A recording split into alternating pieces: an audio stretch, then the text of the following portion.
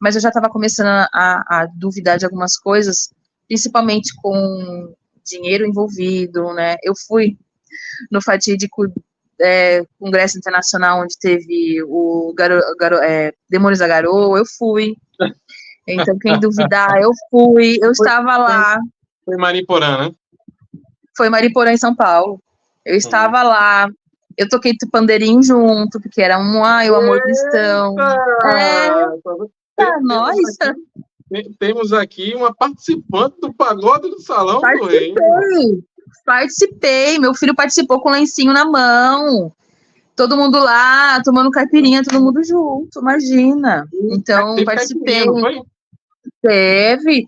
E outra, no dia do congresso, no domingo, que foi a despedida, né? Que foi uma semana, tá? Uma semana de congresso, praticamente. Só 3 dias de reunião, mas o congresso mesmo foi reservado praticamente uma semana. Então, foi Ibirapuera, foi Embu das Artes, foi passeios e muita coisa. Eu hospedei pessoas na minha casa, comidas típicas. Lá, no final do Congresso Internacional de 2019, lá no domingo mesmo, eu fui vestida de africana, porque o ex-marido é estrangeiro de lá, e tinha pandeiro lá, tocando música do Texas, dos Estados Unidos, música árabe, olha, completamente, e o que me deixou mais, assim, um pouco em dúvida daquilo que eu comecei a perceber, que o Samuel Hurt, que é o que foi o governante lá, ele foi lá, e ele falava algumas coisas em português, né, envolvida e tudo mais, falando sobre pão de queijo e tudo mais, e daí, quando ele terminou de fazer um discurso, ele passou por meio da ala que eu estava, com mais ou menos uns 12 a 20 seguranças.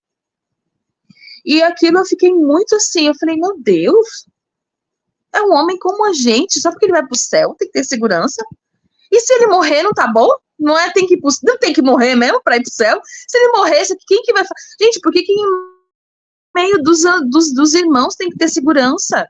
Aí aquilo eu falei assim, mas ele é o quê? Ele é pop? Né? Eu fiquei pensando nisso, então aquilo já me deu uma opa, a gente tá adorando a quem? A verdade é Jeová ou a esse?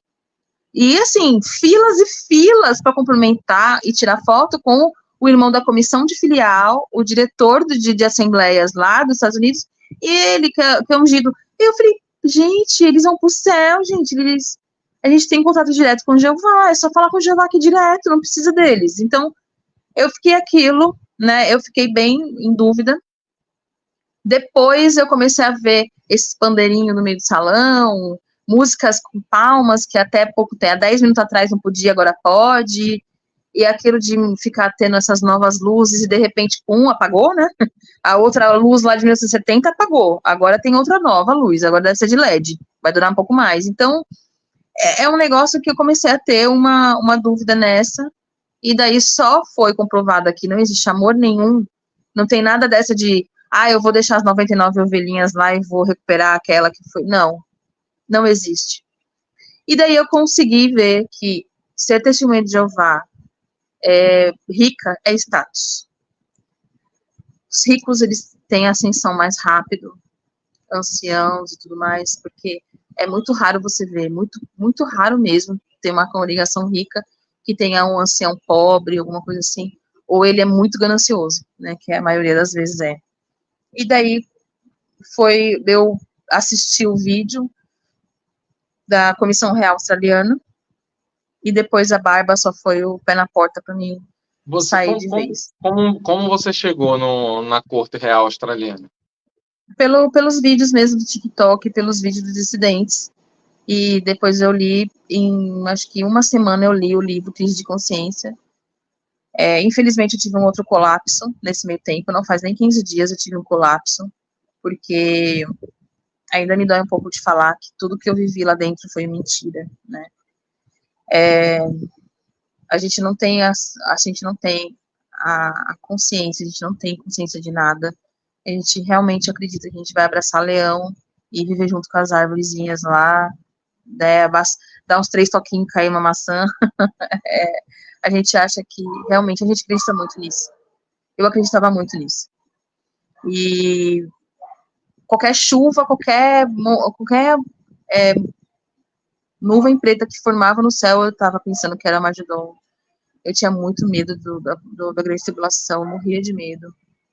Então, é uma realidade muito cruel. É muito cruel.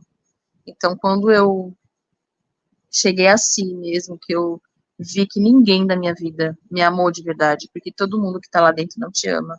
A minha mãe, por ser narcisista, o ex-marido por ter somente querer crescer lá dentro, e essa minha amiga que me acolheu, também não tóxica tanto quanto. Então eu vejo que quem tá lá dentro, claro, tem muitas pessoas honestas, tem muitas pessoas boas, a grande maioria, mas as pessoas que realmente se aproximam de você, eles querem um interesse muito grande, é sempre um status. Então, como eu era pioneira, como eu era casada com estrangeiro, como eu era da dianteira, como eu já tinha feito várias entrevistas em congresso por ser falante, por ser sempre assim, eu já tinha feito um drama quando eu era mais adolescentezinha, que esses vídeos que acontecem hoje, a gente fazia ao vivo lá. Então, eu já fiz drama, né? Então é isso. Então, eu fui uma pessoa que eles só me usaram por um tempo, depois que eu descobri que eles encobrem pecados e expõem outros, né? Os pecados que realmente precisam ser punidos não são punidos, e outros que geralmente são de irmãs é punido. E eu não vou punir esses jovens que cometem fornicação, que eu acho essa palavra horrenda, porque a gente não tem nenhum tipo de educação sexual lá dentro. Então, quando uma mulher, ela sente um pouco de impulso, ela cede porque ela nunca sentiu tão bem na vida dela. Essa é a verdade. Então, quando a gente é punido por ser feliz lá dentro, e isso é absurdo. E aqui fora também a gente não é loucura também, não. Eu não fiz uma tatuagem de caveira nas minhas costas, não. A única coisa que eu fiz a primeira vez, quando eu saí, de fato, que eu me convenci de que eu não era mais uma testemunha de Jeová, foi fazer faculdade. Eu estou fazendo uma faculdade, sabe? Eu estou vivendo a minha vida, estou comemorando datas, como para mim é muito importante o Dia das Mães, muito importante, porque quem é mãe sabe, você é pai, você sabe como é um trabalho árduo, né, ser mãe, e não tem problema algum. E o meu aniversário, então, assim, eu não fui matando todo mundo, não virei maconheira, virei nada. Eu simplesmente quis viver a minha vida, né, porque a gente é um bom cidadão, a gente não é uma pessoa ruim, né. Verdade. Ô, Thalita, quando foi você falou dos primeiros assim estalos, né? Mas assim, qual foi o que foi determinante para vocês? Não, agora não dá mais. Eu não tem como mais eu continuar. A profecia de 1914.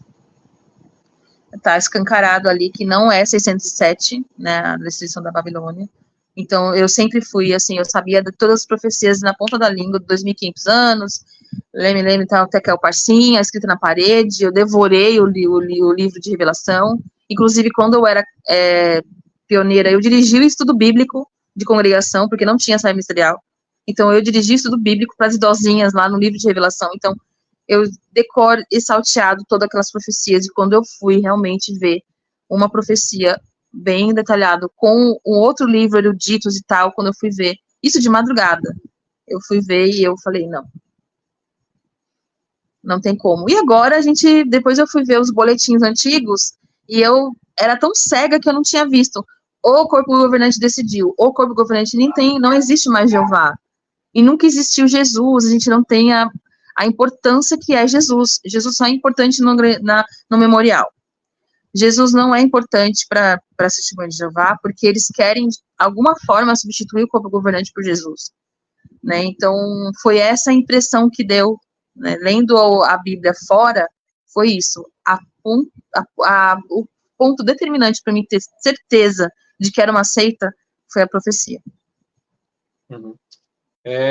Quanto tempo que você não frequenta? Acho que vai fazer 4 anos já. Então foi na pandemia. Isso, foi bem no começo da pandemia. Que eu fui no Congresso Internacional 2019, né? 2020 já chegou a pandemia, eu já não ia mais. Porque foi aquela aquelas dúvidas que eu comecei a ter, e era pelo Zoom também, e tal, então. Entendi. O Congresso de 2019 eu estava presente, eu lembro dessas situações, mas o pagode eu só vim saber depois. Naquela época, eu não lembro, eu acho que naquela época eu não tinha reparado essas coisas, eu não tinha visto essas coisas, realmente. Mas assim... Teve muito colares, assim, também, esses colares, assim, brincos, escrito jw.org. E isso me incomodava muito, muito mesmo, né? Porque praticamente estão substituindo a cruz. Por que não pode usar a cruz, né? E pode usar o jw.org, né? Eu entendi. Verdade. Exatamente, né? Não tem diferença alguma. O pessoal que está aqui na live, se quiser fazer alguma pergunta, pode fazer pergunta também para Thalita, que ela vai responder. E aí vai fazer 4 anos. No caso, você deixou de frequentar. Não chegou a ser desassociada, nem nada disso. Não, nada. Nem dissociada, nada. Mas eu procurei, né? Eu procurei por mais ou menos 2 anos, eu procurei eles para resolver a minha situação. Eu fui nesses 2 anos, não, o tempo que eu tô fora, eu fui na comemoração todas as vezes. Só que eles nunca já marcaram para mim aqui na minha casa, para conhecer meu esposo e tudo mais, ninguém fez nada. Ninguém fez nada. Marcava e não vinha, fiz bolo, fiz suquinho, e chorei muito, falei tudo para os anciãos lá e ninguém, nada. E daí, quando eu entrava em contato com a congregação antiga, sabiam, com certeza deve ter minha cara no alvo lá, né? Ó, ela já é questionadora. Fizeram coisa errada com ela. Você acha que ela não vai descobrir tudo a verdade? Então, ó, vamos lá. Exclui essa mulher aí. Então, eles... Eu fiquei pensando nessa situação que você trouxe da traição, né, do seu ex-marido, que você várias vezes mostrou, né, e eles não acreditaram.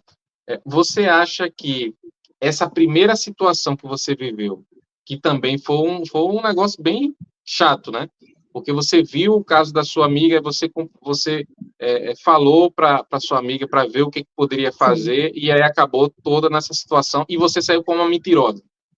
Aí você sim, acha que eles pegaram isso e juntaram e não, essa mulher não dá. Com certeza. E a campanha de difamação também do ex-marido foi muito grande, porque assim, depois que eu já estava querendo pedir o divórcio, eu comecei a ser um pouquinho do FBI, sabe? Comecei a investigar algumas coisas. Então, eu pegava, quando ele dormia, eu pegava o celular, via ele conversando com outros anciãos, falando, olha, ela não quer fazer tratamento, ontem ela me agrediu, hoje ela falou isso e tal, eu descobri uma coisa assim, essa dela, né, sempre assim. Então, ele já fez a minha difamação, porque eu fiquei casada com ele 9 anos, né, então ele fez a difamação por longos anos, né, e é assim que as pessoas manipuladoras fazem, né, essa é a cama que eles fazem, né, a vítima, e daí eu, como sempre fui tratada dessa forma com os meus pais, também na posição de ruim, né, de filha ingrata, então eu acreditei, eu acreditava que eu era ruim. Então eu tava lá como uma pessoa, poxa, eu sou horrível, eu quero morrer, ponto. Só que depois de um tempo, você começa a ver, poxa, mas eu não fiz nada, mas o que aconteceu? Um exemplo breve. A minha ex-cunhada falou, eu gostaria de ir para um lugar, mas eu tenho medo do meu irmão achar ruim e ele ficar magoado comigo. Não, deixa comigo que eu resolvo. Falo pro meu ex-marido, olha, a sua irmã tá com medo de te magoar, você não quer deixar ela ir para tal lugar? Aí ele, ok, pronto. Chega no salão que ele me encontra, ele falou assim, você falou que a minha irmã tem medo de mim, e a minha família está me odiando agora por conta disso. Olha o que você fez. Você está criando inimizades